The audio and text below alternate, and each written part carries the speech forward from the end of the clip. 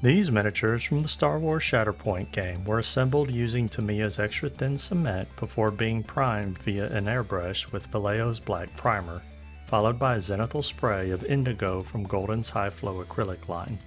Lastly, I hit the miniatures with a coat of Tester's dull coat varnish before heading inside. Once at my desk, I start with what will make up most of the miniatures, being the dark armor and the black clothing. Mixing a dark stormy blue from a dark blue, off-white, and black, I add highlights over all of the areas.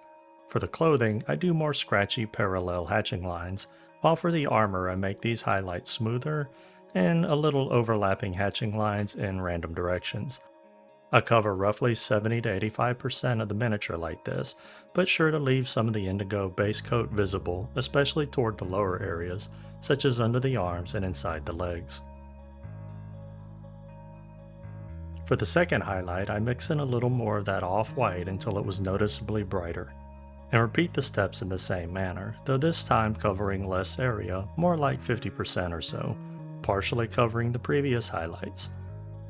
From anywhere I have repeated parallel hatching lines, I like to slightly change the angle when I add the hatching lines on top of others, as you can see the ones below it a little better.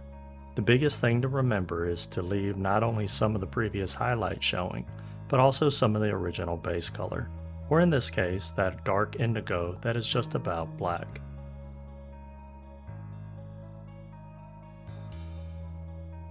At this point, I call the black clothing finished, and I'll add 2 additional highlights for the black armor, this time using a light blue. This will be covering roughly 25 to 30% of the surface areas, and again ensuring I leave some of the 3 previous colors still visible. This sudden jump in value quickly sets it apart from the black clothing.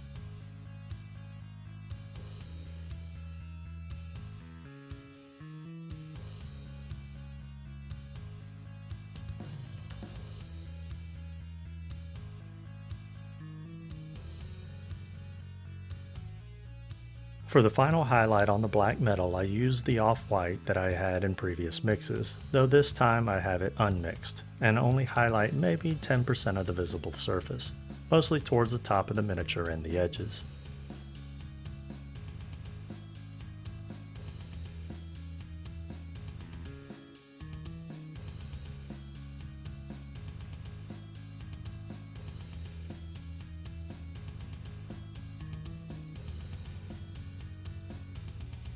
Moving on to the red armor, I follow the exact same approach as I did for the black, adding 3 highlights of an increasingly brighter red tone, followed by a 4th highlight of the off-white.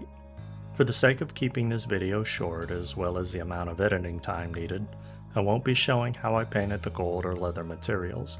However, these 2 parts were painted just like the black clothing and black armor.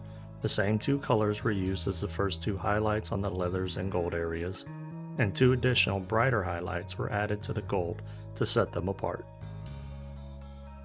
I'll also not be showing how I painted the bases, as I covered those steps in several previous videos on this channel, as I have painted all my Star Wars miniatures like this from the starter set the exact same way.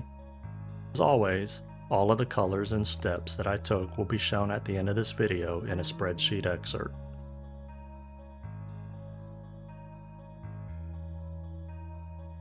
For the last part of these miniatures left to be painted, that being the flames and smoke, this I took a radically different approach when compared to the other elements in this project. First, I base coated the flames and smoke in dark red, followed by a rough dry brushing with only downward strokes of a lighter red over roughly 80% of the surface area. I then repeated with an even brighter red over about 60%, leaving the lower parts untouched. Then yet again with orange over about 40% towards the top. I repeated this again with yellow over about 20% at the top, and then finally with a brighter yellow I paint the hottest recessed areas of the flames, just where it leaves the jetpack. For the smoke, I dry brushed a dark blue over the bottom cloud-shaped areas, leaving just a little bit of the dark red showing, where some residual flames and heat may still be lurking.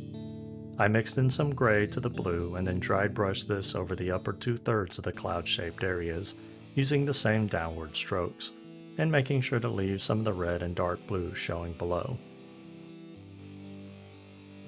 I add a third dry brushing, this time a pure gray, following the same approach but covering less area towards the lower half. And then finally I add a fourth dry brushed highlight of a lighter gray, just at the top of the cloudy shapes and overlapping a little onto the streams of flame. I've never painted smoke and fire like this before, but for the effort that was put into it, it was quick and it looks decent. This is where I stopped. In the end, I'm happy with how they turned out, though I did end up putting a lot more time into the project than I initially wanted to, at about 8.5 hours of work each, though that is in part to these being large 40mm miniatures versus a 28 and 32 that I'm accustomed to. The flames came out better than I was hoping, considering I'm terrible at painting fire effects. The bases are mediocre, however, when they are standing next to the other Shatterpoint miniatures I painted with the same base style, that mediocrity fades into uniformity and can be forgiven. I am getting better with highlight placements, but my main gripe with these miniatures are my highlight shapes, especially on the round areas such as the shoulder pads and helmet, and the flat areas such as the sides of the rifle. That's something I need to continue working on for sure. My second gripe is the blaster damage on the bases. I need to figure out how to do residual spark and burn spots towards the end of the impact, and thin them out a little better, while simultaneously showing residual heat, somewhat like a minor OSL effect. My final issue with this project was that I completely forgot and didn't notice it until now to paint the black handprints on the tops of the helmet for the two Commandos, which is apparently something these folks do. I haven't watched any of the Star Wars shows or cartoons nor read any comics or the books, so I had to do some research on who these guys were and what the handprints even represented. And that'll bring this video to its end. I hope you learned something or inspired to start or expand your own collection of face-sparing terrorist warriors who served a badass beast of a double-ended lightsaber-wielding Sith Lord. If you have any questions, feel free to ask, and if you like the content of this video and would like to see more, you can easily support the channel by liking, commenting, sharing, and subscribing. I'm Jim with Working with Miniatures. I'm truly grateful for your time, and I bid you a fond farewell. Until the next video.